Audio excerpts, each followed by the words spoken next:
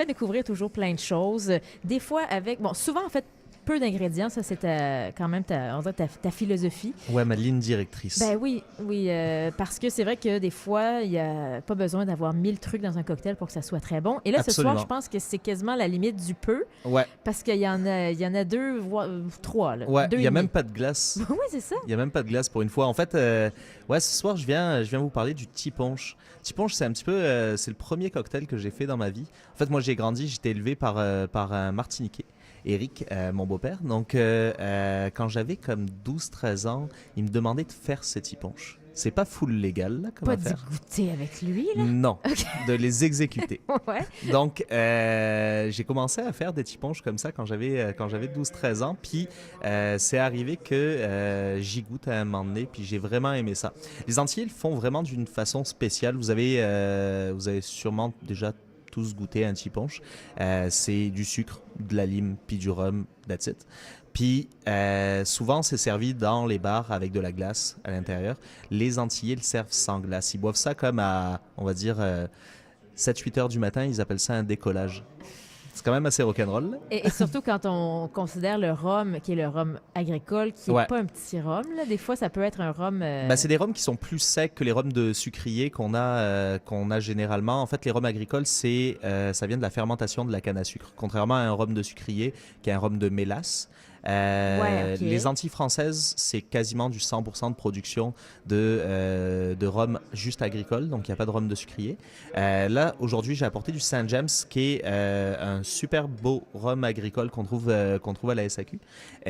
Vous avez le blanc, il y a le brun aussi, puis il y a une cuvée réserve aussi à la SAQ.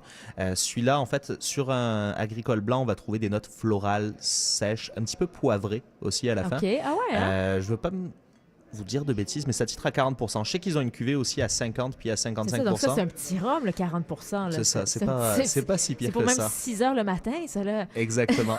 Puis j'ai apporté en fait une deuxième affaire dans un tiponche, il y a toujours du sirop de canne ou du sucre. Ouais. Là, j'ai apporté quelque chose qu'on trouve pas ici, juste comme pour vous faire découvrir un petit quelque chose si vous allez en voyage aux Antilles, mais vous allez pouvoir utiliser du sirop de canne à la place. Ça, c'est du sirop de batterie. Ça n'a pas un nom super exotique comme ça, mais le sirop de batterie, en fait, c'est comme comme quand on fait du sirop d'érable, on fait chauffer le sirop, puis il y a une évaporation qui va faire que ça réduit en Ouais. fait. Ben là, c'est exactement la même chose avec le jus de canne. On réduit jusqu'à arriver à une mélasse qui est vraiment, vraiment, vraiment épaisse. Ah ouais, c'est vraiment épais. OK. Ouais. Mais ce n'est pas de la mélasse, bien sûr. Là. Non, c'est pas de la mélasse, ça ressemble un petit peu dans la texture puis dans le côté un petit peu fumé, mais disons que ça a vraiment des grosses notes florales que la canne à sucre a. Et Donc là, on va bon, il commencer. faut vraiment voyager pour en acheter le sirop Ouais. de batterie. Vous allez pouvoir changer avec du sirop de canne. Je sais pas, très honnêtement, on pourrait peut-être trouver ça dans des épiceries asiatiques. Des fois, on est surpris. Il y a plein de trucs qui rentrent, qui sortent Ouais, comme ça. ouais, ouais. C'est quand même possible. Mais ou sinon, vous pouvez trouver ça si vous partez en voyage en France. Il y en a en France ou sinon dans les Antilles Ou on peut le françaises. faire peut-être en le laissant. Ouais, non, vous pouvez vous évaporer. essayer à Je la sais maison. pas combien Honnêtement, de j'ai temps. jamais vraiment essayé. J'ai lu l'étiquette pour savoir comment c'était fait, mais j'ai jamais essayé à la maison. Et donc, 3 ingrédients. Ouais, Qu'on en met fait, dans quel ordre? le truc le plus simple, c'est on va mettre comme 1/8 de lime, une petite tranche de lime dans chaque verre. On va rajouter du sirop donc de batterie ou du sirop de canne. Donc là, on va vraiment rajouter juste une cuillère à café. Donc le temps que ça coule parce que ça accroche un petit peu. Ben ouais. Donc vraiment une toute petite cuillère. Hop, vous voyez, c'est vraiment épais là, ça a vraiment une texture caramel. On va rajouter la deuxième. Tadam! Ça a réussi à couler quand même, hein. Ça coule. Mais j'avoue que si on buvait juste ça, ça se. Ouais. C'est quand même se boirait pas épais. trop. C'est pour ça qu'on n'en met pas beaucoup là. On veut vraiment aller chercher toutes les saveurs du rhum. Ensuite, on va piler en fait la lime directement dans le verre avec Ok. avec le sirop.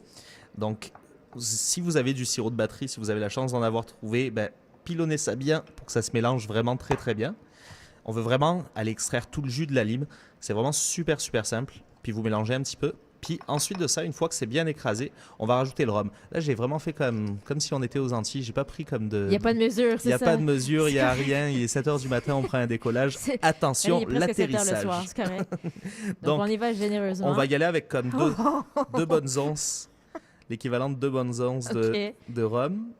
Une fois que ça va être mis dans le verre. On va juste reprendre notre cuillère avec laquelle on a versé le sirop.